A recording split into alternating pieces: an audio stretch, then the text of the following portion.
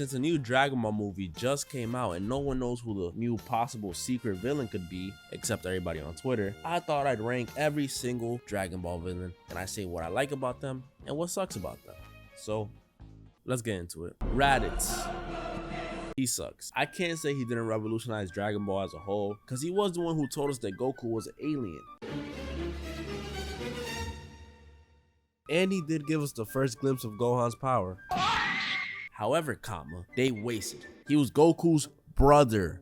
Goku's evil brother. And after Piccolo claps him, he never appears again. Not even a single mention. Oh wait, I know when they mentioned him. To compare him to the Cyberman. I'ma just leave it at that. 6 out of 10. Oh, and his hair looks goofy. F you, Raditz. Next is Vegeta and Nappa. First thing they do when they touch down is blow up a city. A whole city. And then when they pull up on the Z fighters, they just proceed to clap all of them. Except Yamcha. He sort of. Then Goku comes an hour late, over 9,000, disrespects and paralyzes Nappa, and then Vegeta has to help him. 7.7 out of 10. Vegeta, the Prince of all Saiyans, and the best side character in anime history. I'm talking to you, One Piece fans. I mean, where do I start? It's Vegeta. He has the best character development in the show. Him and Goku pretty much made the whole rival/best friend dynamic in anime. On top of that, he's a good dad. He gets drippy. He's in touch with his emotions. He works extremely hard. And most importantly of all, he took Yamcha's bitch. I'll bet it's Vegeta, isn't it? That on its own is a 10 out of 10. Really, the only bad thing about him is his hairline. And, you know, the fact that every villain beats his ass.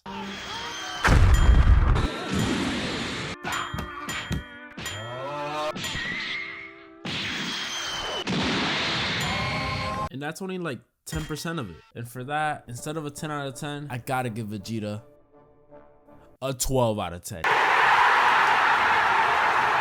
Who do you know that could come back from all those ass whoopings and still be as proud as ever?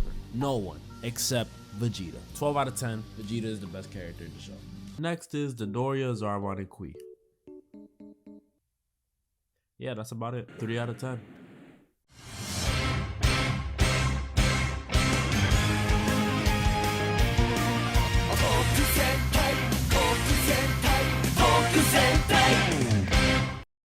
The Ginyu Force. Probably the most questionable people on this list. They were like the Yo Gabba Gabba of the Dragon Ball verse, except they're mercenaries. And they're gay. Goldo was like the fat one in the group that you make fun of. He didn't really have much personality besides being short and angry, I guess. And even if he did, Vegeta killed him instantly, so it doesn't really matter. Raccoon was a strong one, but he was a meathead. He snapped Gohan's neck, paralyzed Krillin, and body slammed the out of Vegeta. And then Goku came, and things changed immediately. Then Goku proceeds to embarrass Jason Birder, which on a side note, these two definitely had a little bromance going on. Until Goku broke Birder's spine. Then there was no bromance. Then Goku finally squares up with Ginyu, the leader of the group, and it was a really good fight. Until Goku showed Ginyu his true power. And that's when things got a little weird. 8 out of 10. Goku, Ginyu, and Jace. So after losing his body to Captain Ginyu, Ginyu Goku, aka our Goku, is now stuck in Goku Ginyu's body, when reality is Captain Ginyu. Make sense? So Ginyu, now under control of Goku's body, pulls up on Krillin and the others to get the Dragon Balls. But what they didn't know is that Goku is gone. This is Goku Ginyu. So now Krillin has to fight his kind of best friend, Gohan has to fight his kind of dad, and Vegeta has to fight Jace. So Ginyu starts to power up. And that's when he realizes he can't use Goku's full power.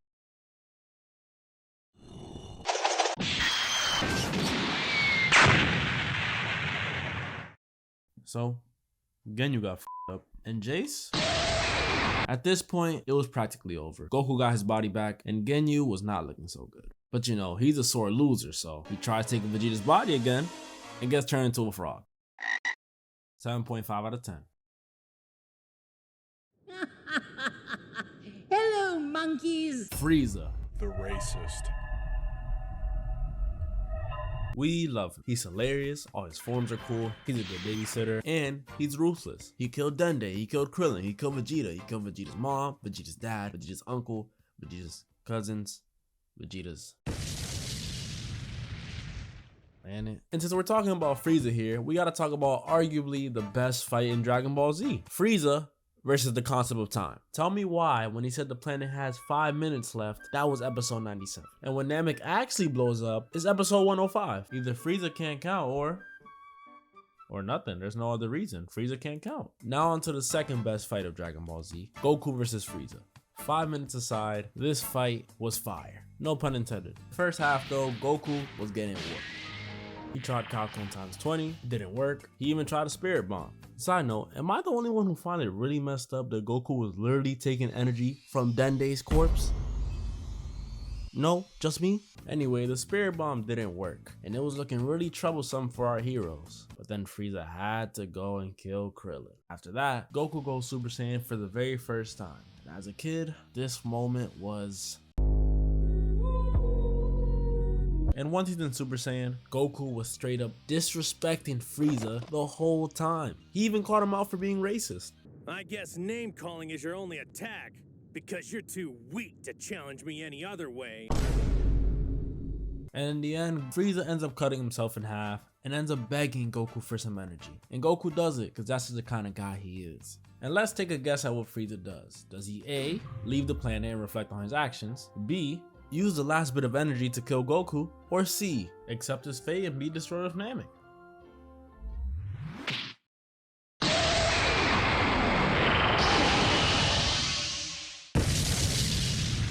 If you guessed B, you were correct. Overall, Frieza was definitely the most popular villain in Dragon Ball Z, and he gets a cool 9 out of 10 in my book.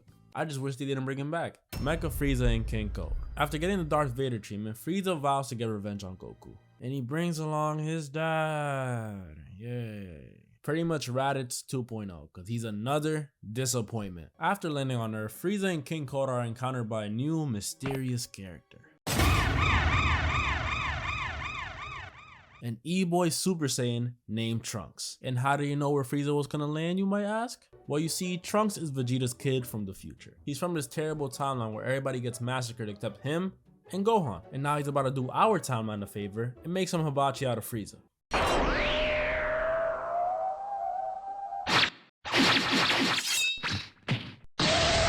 Then Raditz 2.0 over here, instead of putting up a decent fight, or maybe even transforming, just tries to bargain and ends up dead, never to be seen again. 5 out of 10. Dr. Gero and Android 19. So after Future Trunks lets everybody know that androids are coming in 3 years, instead of wishing them away, they decide to train. And in those 3 years, Vegeta becomes a Super Saiyan, Goku and Piccolo get their licenses, and Yamcha takes another L via Bulma getting pregnant by Vegeta.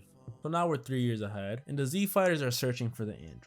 And sadly, our boy Yamcha was the one to find them. What he finds is an old man, Dr. Gero, and a fat Pillsbury Doughboy looking mime, Android 19. Turns out, Dr. Gero had been stalking Goku ever since he destroyed the Red Ribbon Army when he was 12. And to enact his revenge, he created these androids / cyborgs to finally eliminate Goku. And how did he turn himself into an android? I don't know. Gero and 19 were actually pretty decent considering they were the warm-up to the best saga in Dragon Ball Z, and they both exited in pretty cool fashions. 19 died by the hand of Super Saiyan Vegeta, and Gero, well, he was killed by his own creation. The androids. The real ones, that is. Turns out the ones Future Trunks was talking about was 17 and 18. And let me tell you, they're a lot stronger than Dr. Gero. The androids were actually pretty cool. They just could have used some design work. Like, why are his jeans tucked in his socks? Designs aside, the androids were actually pretty cool, at least compared to the future variation of them, because the future androids had no chill. And our androids came with a buy 2 get 1 free deal. So we also got Android 16. And Android 16 was a cool, down-to-earth android who loved birds and just wanted to kill Goku. And he's an actual android. Unlike all these other cyborgs, he has no soul. Just keep that in mind. Anyway, after some adventuring, the androids finally pull up on Kame House looking for Goku. And since it was a fight they wanted, it was a fight they was gonna get. And so Piccolo's like, oh, you wanna throw hands? We can throw hands, I'm ready now. So while Piccolo and Tuck Jeans are throwing hands, they get a small eensy beensy intermission from this green cockroach. from this green cockroach looking thing, and his name is Cell. Androids 8 out of 10. So Bust Down Rolly Cockalanch over here turns out to be Android 17, 18, and 16's brother, technically. You see, Dr. Jerome made Cell in his underground lab using Goku, Vegeta, Piccolo, Frieza, and King Cold's cells. You get it? That's why his name is Cell. And just like Trunks, he's from the future. He's from this other timeline where Trunks destroyed the android. So he stole Trunks' time machine and came back to our timeline to get our androids. Make sense? So Piccolo's goal now is to prevent him from absorbing 17. Krillin's goal now is to prevent him from absorbing 17. Obviously Krillin fails because it's Krillin and he wasn't even there. So Cell evolves to his second form, and his second form gave him black features. 16 and 18 run away. Tien holds off Cell, obviously not for long. So then Cell starts nuking every single island till he finds 16 and 18.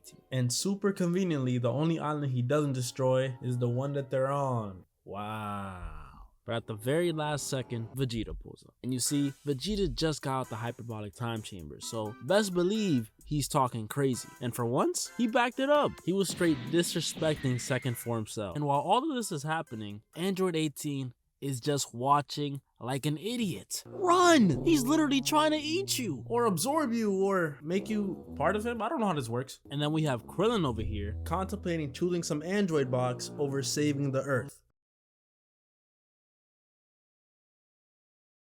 So then, Cell convinces Vegeta to let him go to his perfect form. And of course, the prideful prince had to say yes. Yes, go ahead. Just go ahead and become the strongest being on the planet. It's like the stupidity never ends. And then we get a series of events of people trying to stop Cell and Vegeta just laughing in the background. And in the end, it was pointless. I mean, even Krillin got some swings in.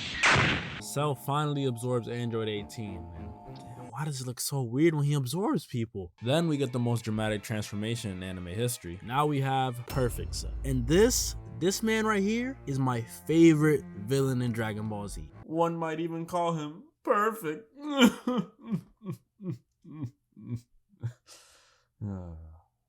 Anyway, so he comes out, instantly proves Vegeta wrong, he makes Trunks give up, then he proceeds to create the Cell Games, which is literally a competition to prove his superiority. Man, he's cool. So the Cell Games begin, and all of our old friends came. Even Yamcha. Don't know why they all came. Anybody who's not a Saiyan doesn't really stand a chance. Especially you, Yamcha.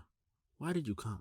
The Cell Games gave us a plethora of good fights. Goku versus Cell, Hercule versus Cell as you guys saw, and Gohan versus Cell. All of them objectively amazing. So amazing, I can't even choose which one was my favorite. So we'll go through all of them. Goku versus Cell. This fight was just mwah, mwah. And when Goku did the instant transmission Kamehameha,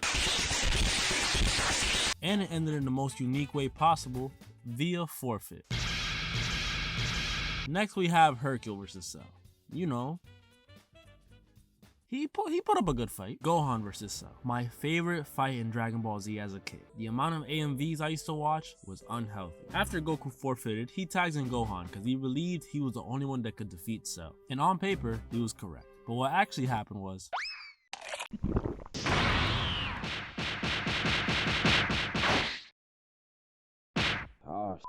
Luckily, Chadroid 16 came in, and he plans on blowing himself up and taking Cell with him. Initiating self-destruct sequence. 3, 2, 1. Self-destruct failed. Would you like to send a report?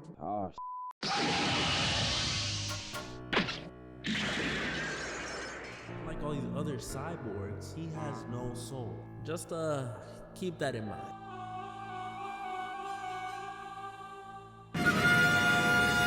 Turns out 16's death was what Gohan needed to tap into his potential. And his friends getting jumped. Not gonna lie, Super Saiyan 2 Gohan might be the most disrespectful character in Dragon Ball. I know there's Kid Buu and all, but bro, this man Gohan was just playing with Cell, decimating his children, no effort Kamehamehas, even made him puke up Android 18. And right there, that moment right there was Gohan's best chance to finally defeat Cell. But as we figure out, when Gohan gets a power amp, he also acquires a god complex. So Cell being on the brink of nuking himself, and Goku being the GOAT that he is, he decides to teleport Cell away, in turn sacrificing himself to save the planet.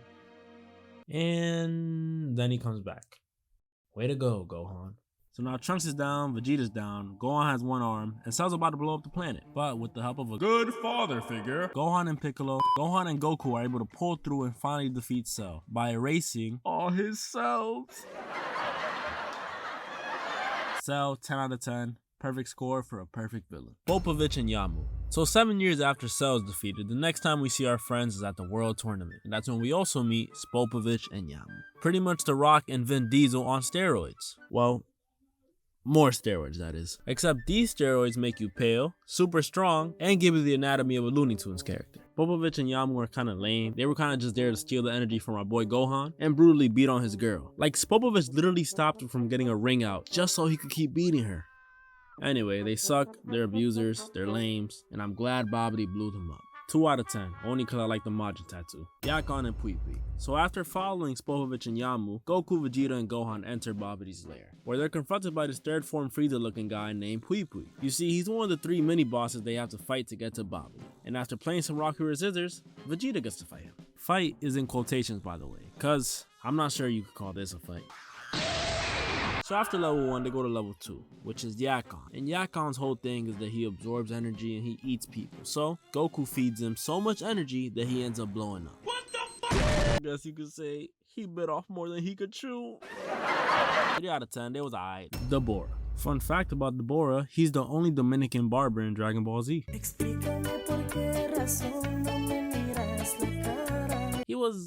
He was okay. He out here spitting on people like he's Tupac. I mean, that's pretty evil, or at least rude. And he got to fight Gohan. Their fight was And Vegeta feels exactly the same way. So he starts complaining about Kakarot can't defeat me. Pride. I'm the Saiyan Prince.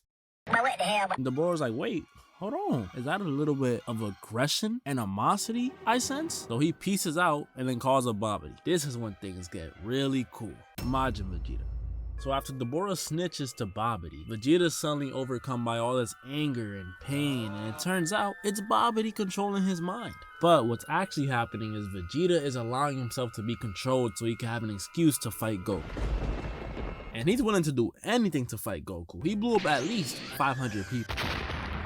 And it seems like the feeling is mutual, cause Goku was out here pressing gods just so he could fight Vegeta. So they pull up on a random wasteland, as usual, and they get to throwing hands. And since they were generating so much energy during this fight, which by the way, not the best fight in Dragon Ball, but definitely the best choreography, I'ma just say. Since they were generating so much energy, they actually gave up enough energy to awaken Majin Buu. This fat, Pepto-Bismol gum creature. Since Vegeta felt responsible for awakening Majin Buu, he knocks out Goku, takes his Sensu Bean, and goes to fight Majin Buu himself. But before Vegeta got there, Majin Buu was already making easy work of Gohan, Supreme Kai, and even Dabura. Dabura got to roasting Majin Buu, calling him fat and stupid, so his fat and stupid ass ate him. So now Vegeta shows up, and what can I say? It's Vegeta. But at this point, Vegeta's like, well, I'm all out of options. What did that mime thing do again? What the?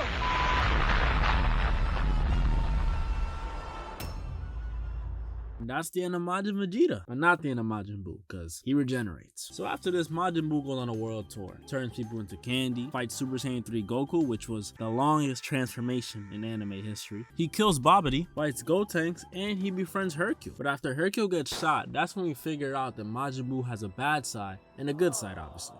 And he ends up spitting out his bad side and having to fight it. But obviously the bad side wins, because plot. And that's when we get Super Buu.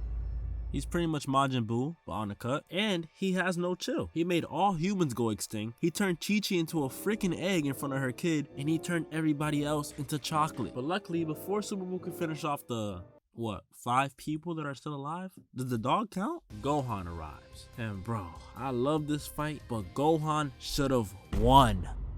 This man and his damn ego, bro.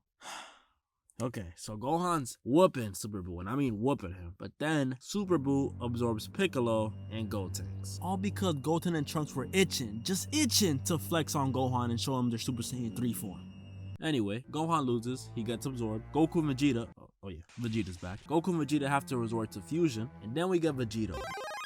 And this is how you properly embarrass him. Sadly, we didn't get to see Vegeta finish off Super Buu, but it was for a good cause. They had to save everyone. And after doing that, they turned back to look at Super Buu. And for some reason, he's screaming, he looks younger, he's shorter, and he's about to blow up the planet. Kid Buu.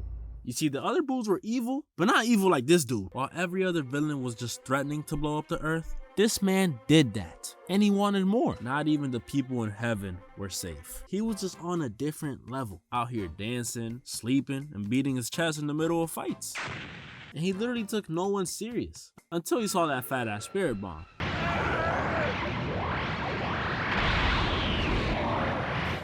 this stinks.